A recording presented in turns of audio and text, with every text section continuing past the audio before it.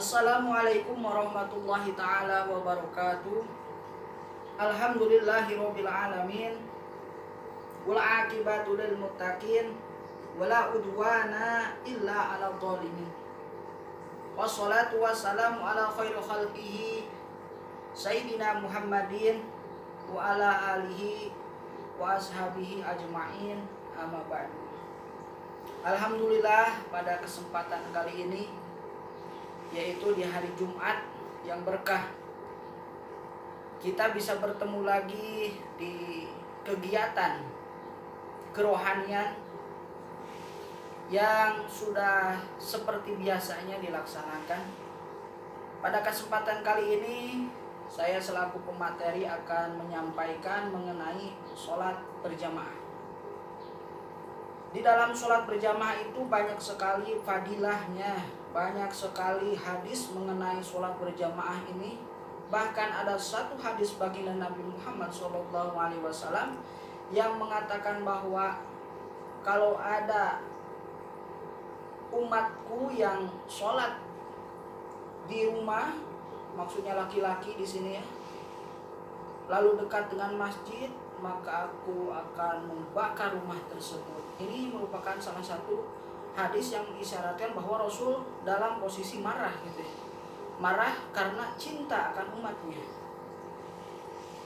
Wa qala Allah Ta'ala fi Qur'anil Adim, innal ladzina amanu wa amilus sholihat wa aqamus shalah wa atuz zakat wa atuz zakah lahum ajruhum inda rabbihim wala khaufun alaihim wala hum yahzanun. Al-ayah.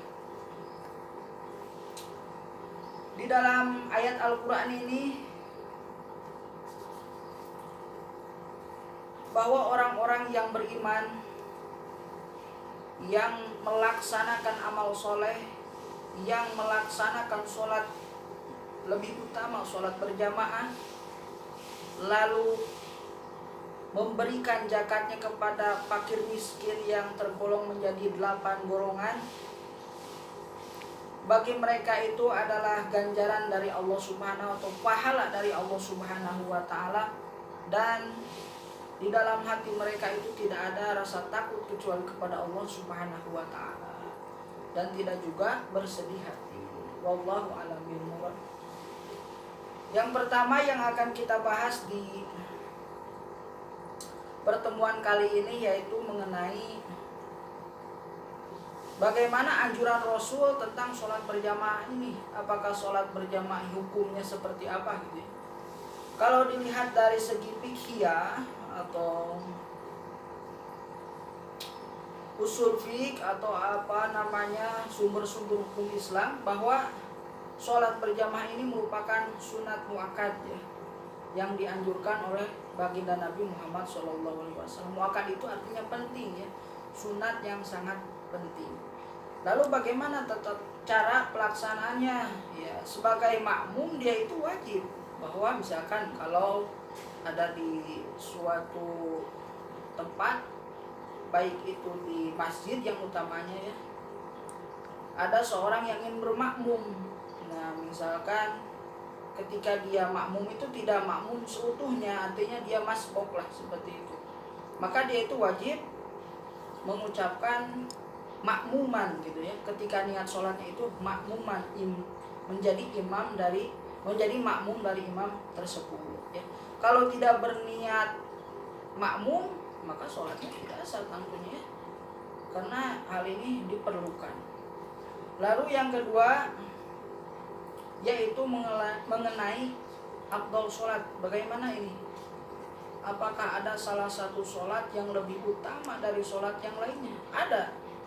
Pertama sholat subuh, yang kedua tingkatannya maksudnya, yang kedua sholat isya, yang ketiga zuhur, yang keempat maghrib, yang kelima adalah sholat asar. Itu tingkatan. Subuh merupakan sholat yang dispesialkan oleh Allah Subhanahu wa Ta'ala. Bahkan ada hadis khusus ya mengenai sholat subuh ini. Para hadirin kaum muslimin wal muslimat, Di beberapa kitab yang saya temukan ini di dalam kitab Tanqiqul Qaul ya. Di sini ada hadis baginda Nabi Muhammad sallallahu alaihi wasallam, afdhalus sholawati indallahi ta'ala sholatu subhi yaumal jum'ati fil jamaah. Utamanya sholat-sholat yang dipardukan kepada umat baginda Nabi yang jumlahnya ada 5 waktu ya. Ada sholat duhur, asar, maghrib, isya dan subuh. Ini menurut Allah Subhanahu wa taala sholatu subhi, sholat subuh yaumal jum'ati, di hari Jumat, fi jamaati, dalam keadaan berjamaah. Nah ini bahkan sholat subuh ini merupakan sholat yang dispesialkan oleh Allah Subhanahu wa taala. Tadi dikatakan bahwa sholat ini spesial. Mengapa? Karena kebanyakan orang-orang, umumnya orang yang ada pada zaman sekarang itu melaksanakan sholat subuh ini sangat minim sekali. Coba saja lihat di masjid ya, di perkantoran atau dimanapun, pasti melaksanakan sholat subuh ini para makmumnya itu sedikit sekali ya.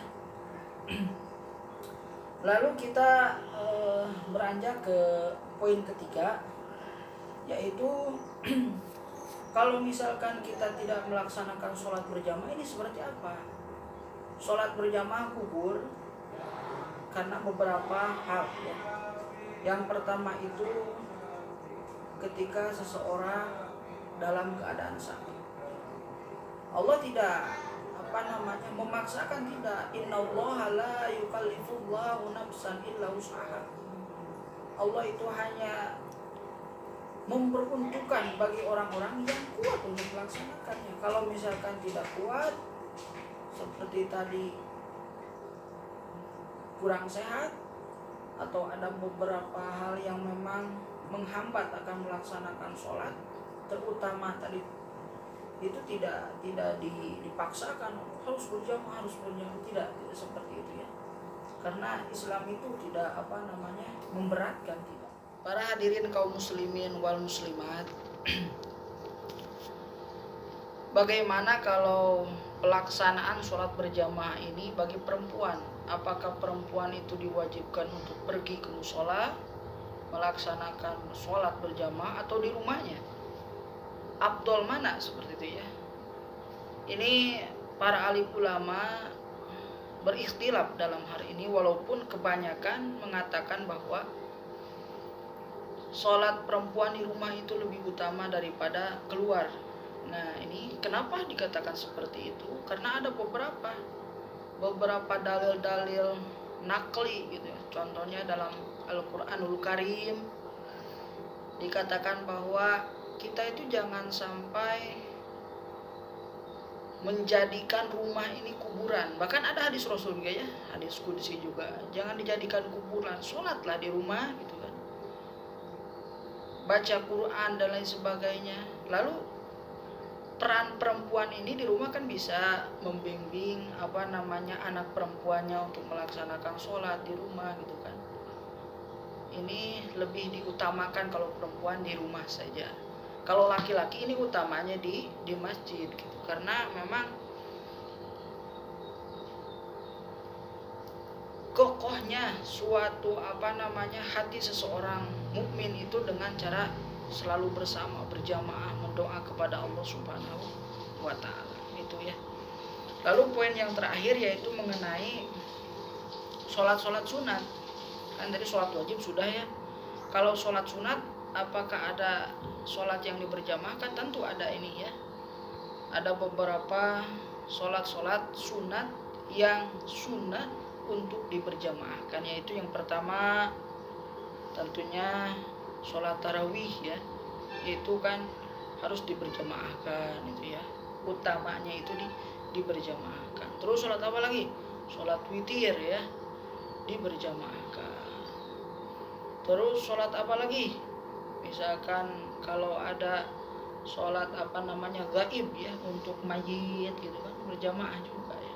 Sholat Idul Fitri, nah sholat Idul Adha, nah ini dianjurkan untuk berjamaah. Karena memang di beberapa hadis pun dikatakan bahwa kita itu harus selalu berpegang dengan cara selalu bersatu ya. Selalu bersatu, makanya sholat berjamaah ini lebih utama daripada sholat sendiri, bahkan bandingannya itu 20 derajat ya. 20 derajat. Alamin, pembahasan kali ini sudah selesai. Lalu kita berdoa kepada Allah Subhanahu wa taala. Allahumma sholli ala habibina wa syafi'ina wa maulana Muhammad. A'udzu billahi minasyaitonir rajim. Bismillahirrahmanirrahim. Alhamdulillahirabbil alamin. Hamdan syakirin hamdan na'imin hamdan yuwafi ni'amahu wa yukafi mazidah. Rabbana lakal hamdu kama yanbaghi lizzalali wajhikal karim wa 'azimi sultanik. Allahumma arjuna mutabatan Nabi sallallahu alaihi wasallam awwala wa akhira wa dhakhira wa batina wa qawla wa fina wa ta'ata wa ibadata wa sholih wa da. Allahumma ahyina bihiti ulama wa aminta bi mauti syuhada wa sunna bi miratil awliya wa lihna zanata ma'alam bi alaihi salatu wassalam. Rabbana atina fid dunya hasanah wa fil akhirati hasanah wa qina adzabannar. Wa sallallahu ala sayyidina Muhammad wa ala alihi wa sahbihi wasallam. Al-Fatihah. A'udzu billahi minasyaitonir rajim. Bismillahirrahmanirrahim. Alhamdulillahirabbil alamin. Arrahmanir rahim maliki yaumiddin. Iyyaka na'budu wa iyyaka nasta'in. Ihdinas siratal mustaqim. Shiratal ladzina an'amta 'alaihim ghairil maghdubi 'alaihim waladdallin. Assalamualaikum warahmatullahi wabarakatuh.